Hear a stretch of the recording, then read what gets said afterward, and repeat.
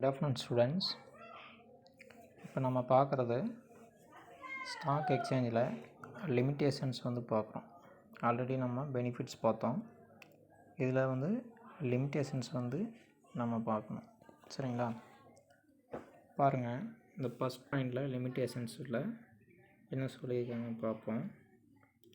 Lakh of uniformity and control of stock exchange அப்படிங்கிறாங்க. அப்படின்னா என்ன அப்படின்னா, ஸ்டாக் எக்ஸ்சேஞ்சில் வந்து பார்த்தோம்னா ஒரு யூனிஃபார்மிட்டி இல்லாதனால கண்ட்ரோல் பண்ண முடியாமல் போயிடுது அப்படிங்கிற மாதிரி இங்கே நமக்கு சொல்லப்பட்டிருக்குது. சரிங்களா? ஏன்னா அங்கே வந்து ஃபிக்ஸடாக இது இருக்காது, ஆனால் வந்து பார்த்தோம்னா அங்கே ஃப்ளெக்சிபிலிட்டியாக தான் இருக்கும். அதனால் வந்து பார்த்தோம்னா ஸ்டாக் எக்ஸ்சேஞ்சை வந்து கண்ட்ரோல் பண்ண முடியல அப்படிங்கிற மாதிரி இங்கே சொல்லப்பட்டிருக்குது. அடுத்தது பாருங்கள், ரெண்டாவது பாயிண்டில் பாருங்கள், options of restriction on the membership of stock exchange. அப்போ ஸ்டாக் எக்ஸ்சேஞ்சில் இருக்கக்கூடிய மெம்பர்ஷிப்பை வந்து பார்த்தோம்னா உறுப்பினர்களை வந்து பார்த்தோம்னா நம்ம என்ன பண்ண முடியல, கட்டுப்படுத்த முடியல. சரிங்களா? அதனால் வந்து நமக்கு இந்த ஒரு பிரச்சனை நமக்கு ஏற்படுது. சரிங்களா?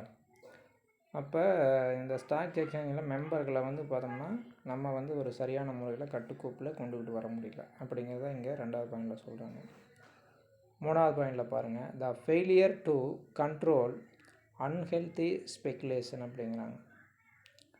அப்போ ஸ்பெக்குலேஷன் அப்படிங்கிறது ஒன்று நடக்குது.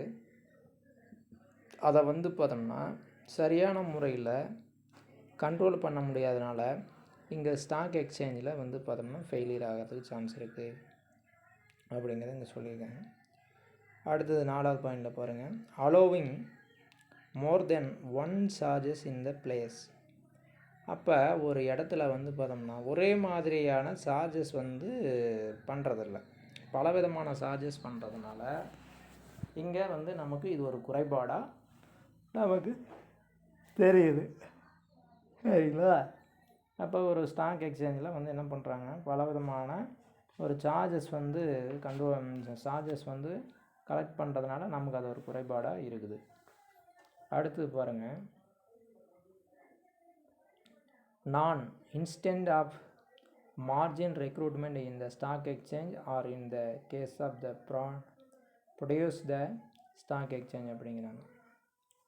அப்போ நான் இன்ஸ்டண்ட்டாக வந்து பார்த்தோம்னா மார்ஜின் வந்து பார்த்தோம்னா போதுமானதாக இல்லாத போது நமக்கு என்ன ஏற்படுது, ஒரு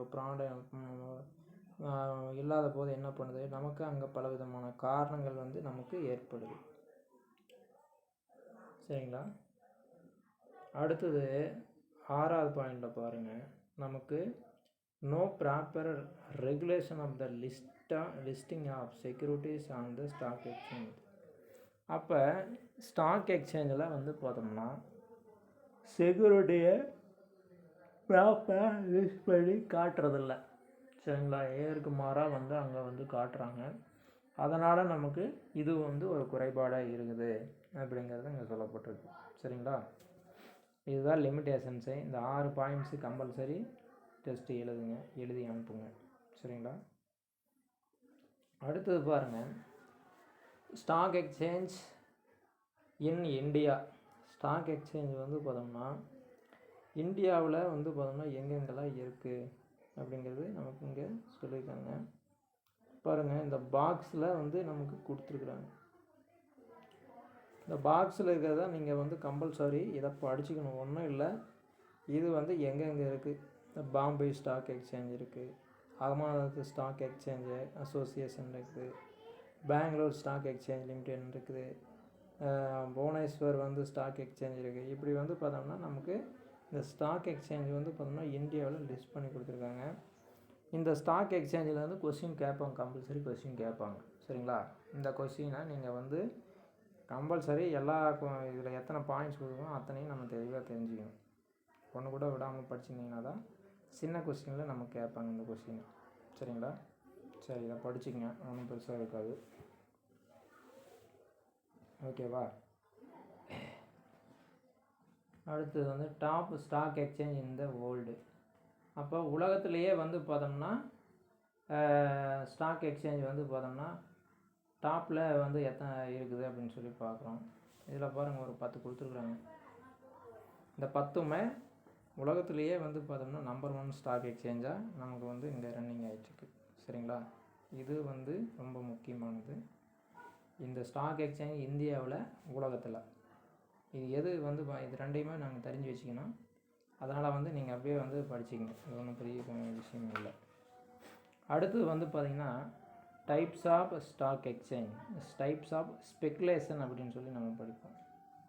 இப்போ டைப்ஸ் ஆஃப் ஸ்பெக்குலேஷன் அப்படிங்கிறது என்னென்னா, ஒரு யூகத்தினோட அடிப்படையில் நாம் வந்து பார்த்தோம்னா ஷேர்ஸ் வாங்கிறது, விற்கிறது, இந்த மாதிரி இன்றைக்கி வந்து பார்த்தோம்னா ரேட்டு ஏறு இறங்க, அதாவது வந்து ஒரு குத்து மதிப்பாக நாம் வந்து ஸ்டாக் எக்ஸ்சேஞ்சில் வந்து செயல்படுறது தான் இங்கே வந்து கொடுத்துருக்காங்க. அதாவது புல் ஸ்பெக்குலேட்டர் அப்படின்னு சொல்லுவாங்க, பியர் ஸ்பெக்குலேட்டர் அப்படிங்கிறாங்க, ஸ்டேஜ் ஸ்பெக்குலேட்டர், லேம் டக்கு ஸ்பெக்குலேட்டர் அப்படின்னு சொல்லி நமக்கு இங்கே மொத்தம் ஒரு 4 விதமாக நமக்கு பிரிச்சுருக்குறாங்க. இந்த கொஸ்டினும் ரொம்ப நமக்கு முக்கியமான கொஸ்டினும் கூட. சரியா? கண்டிப்பாக இந்த 4லேருந்து ஒரு கொஸ்டின் கம்பல்சரி நமக்கு எக்ஸாமுக்கு நம்ம எதிர்பார்க்கலாம். அதில் எந்த ஒரு மாற்றமும் கிடையாது. சரிங்களா? சரி, இது வந்து உங்களுக்கு வந்து டீப்பாக வந்து நெக்ஸ்ட் கிளாஸில் வந்து உங்களுக்கு எடுக்கிறேன். டைப்ஸ் ஆஃப் ஸ்பெக்குலேட்டர்ஸ் வந்து பார்த்தோம்னா டீப்பாக உங்களுக்கு வந்து எடுத்தால் தான் அது புரியும், ஓரளவு எடுத்தால் புரியாது. நீங்கள் படித்து எழுத வேண்டியது லிமிட்டேஷன்ஸ் வந்து கம்பல்சரி எழுதணும். அதுக்கப்புறம் இந்த இந்தியாவில் எத்தனை ஸ்டாக் எக்ஸ்சேஞ்ச் இருக்குது அப்படிங்கிறது படிச்சிங்க. இது ஒரு டைம் நீங்கள் வந்து அநேகமாக இது வந்து தனிப்பட்ட முறையில் இந்த கொஸ்டின் வந்து நான் எழுத சொல்லுவேன். அதே மாதிரி வேர்ல்டில் டாப்பு 10 ஸ்டாக் எக்ஸ்சேஞ்ச் எங்கே இருக்குது அப்படிங்கிறது, இந்த 2 கொஸ்டினும் வந்து பார்த்தோம்னா தனியாக எழுதணும். அதை நான் இன்னொரு கிளாஸில் சொல்கிறேன், அப்போதைக்கு எழுதுங்க. ஆனால் இன்றைக்கி வந்து லிமிட்டேஷன்ஸ் மட்டும் டெஸ்ட் எழுதி அனுப்பிடுங்க, கேர்ள்ஸ் அண்டு பாய்ஸ் எல்லாருமே. சரியா? சரி, ரைட், ஓகே, போதும். இன்றைக்கி இந்த கொஸ்டின் மட்டும் எழுதுங்க. நான் வந்து டைப்ஸ் ஆஃப் ஸ்பெக்குலேட்டர் வந்து பார்த்தோம்னா உங்களுக்கு ஆடியோ ரெடி பண்ணி உங்களுக்கு அனுப்பிடுறேன். அதுக்கப்புறம் நீங்கள் பார்த்துக்கிட்டு நெக்ஸ்ட் கிளாஸில் நம்ம அந்த கொஸ்டின் நம்ம டெஸ்ட் எழுதிடலாம். ஓகே, சரி, ரைட்.